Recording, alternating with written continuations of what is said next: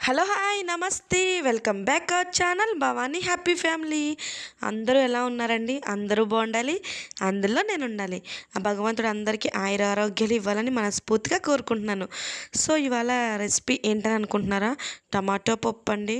Tomato పప్పు టేస్టీగా ఎలా చేసుకోవాలో సో ఈ వీడియోలో చూసేద్దాం. నేను చేసినట్టు చేస్తే కంపల్సరీ చాలా టేస్టీగా ఉంటుందండి. ఇలాగా ఒక 200 గ్రామ్స్, ఒక 200 గ్రాముల కందిపప్పు తీసుకుని ఒక అరగంట నీళ్ళల్లో వేసి నానబెట్టుకోండి. నీళ్ళలో వేసి నానబెట్టుకునేటప్పుడు డైరెక్ట్ నీళ్ళలో వేసి నానబెట్టుకోవద్దు. మీరు శుభ్రంగా కడిగేసి ఒక 2-3 టైమ్స్ వాష్ చేసేసి అప్పుడు చక్కగా మంచి వాటర్ వేసి నానబెట్టుకోండి. అప్పుడు మనం అవి వంపేయక్కర్లేదు. నీళ్ళు కడిగిన నానబెట్టిన వాటర్లోనే మిగతా ప్రాసెస్ అంతా చేసేసుకుంటే, పప్పు వండేసుకుంటే ప్రోటీన్స్ అవి పోవన్నమాట. సో వీడియోలోకి వెళ్ళే ముందు వన్ మోర్ రిక్వెస్ట్ అండి, నా ఛానల్ సబ్స్క్రైబ్ చేసుకోండి, లైక్ చేయండి, షేర్ చేయండి, కామెంట్ చేయండి. సబ్స్క్రైబ్ చేసుకోగానే పక్కనే గంట ఉంటుంది, దాన్ని టింగ్ కొట్టేశారంటే, అలా నోటిఫికేషన్ ఇచ్చారంటే నేను ఏ వీడియో పెట్టినా మీ వరకు చేరుతుంది. సో పప్పు అయితే అరగంట నానిపోయిన తర్వాత పసుపు వేసుకోండి, 1/2 టీ స్పూన్ పసుపు వేసుకోండి. అలాగే 1/2 టీ స్పూన్ సాల్ట్ వేసుకోండి, 1/2 టీ స్పూన్ కారం వేసుకోండి. తర్వాత కొంచెం కరివేపాకు వేసుకోండి. తర్వాత ఉల్లిపాయ ముక్కలు వేసుకోండి. తర్వాత టమాటా పప్పు అన్నాను కదండి. సో టమాటో నేను తీసుకున్న క్వాంటిటీ చిన్నది కాబట్టి నేను ఒక పెద్ద సైజు టమాటా 2 తీసుకున్నాను.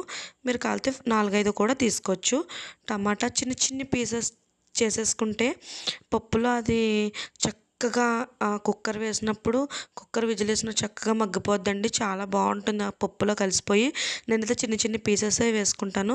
అలా చిన్ని పీసెస్ వేసేసుకుని ఆ టమాటా ముక్కలు కూడా వేసేసుకుని ఆయిల్ కొంచెం వేసుకోండి. ఆయిల్ వేసుకోవడం వల్ల మనకి పప్పు చక్కగా మరీ అంతలా ముద్దలా కాకుండా చక్కగా నీట్గా ఉంటుంది. తర్వాత మీకు ఇంకా కుక్కర్ మూత పెట్టేసుకుని విజిల్ వేయించేసుకోవడమే.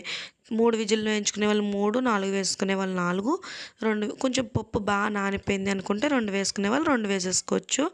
సో అది విజిల్ అవుతూ ఉండగా ఒక నిమ్మకాయ సైజు చింతపండు తీసుకొని దాన్ని ఒకసారి శుభ్రంగా కడిగేసుకుని మళ్ళీ వాటర్ వేసుకొని నానబెట్టేసుకోండి. సో నేను వీడియోలో చూపిస్తున్నట్టుగా. సో ఇంకోండి నేను 3 విజిల్స్ అయితే వేయించుకున్న తర్వాత చక్కగా పప్పు అయితే ఇలా అయిపోతుందండి. నీట్గా చాలా మెత్తగా నీట్గా వచ్చేస్తుంది.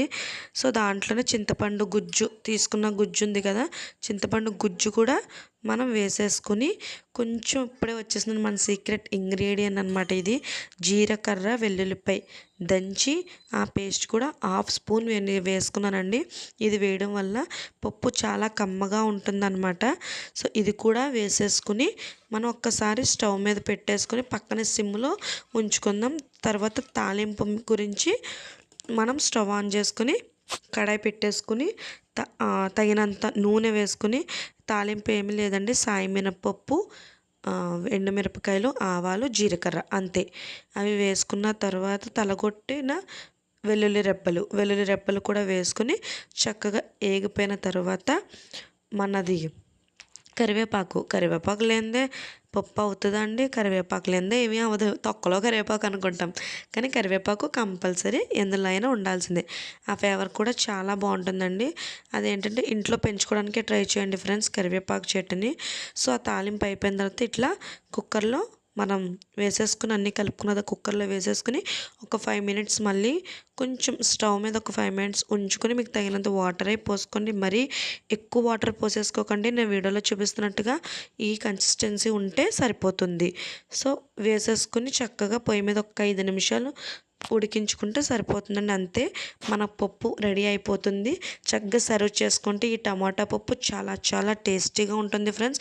ఒక్కసారి ట్రై చేసి చూడండి. అలాగే లైక్ చేయండి, కామెంట్ చేయండి, షేర్ చేయండి, సబ్స్క్రైబ్ చేసుకోవడం అంటే మర్చిపోవద్దు. మీ సబ్స్క్రైబ్ నాకెంతో అవసరం. So please watch it, keep smile. ఏమండో ఈ పప్పు తినేసి బొజ్జోండి.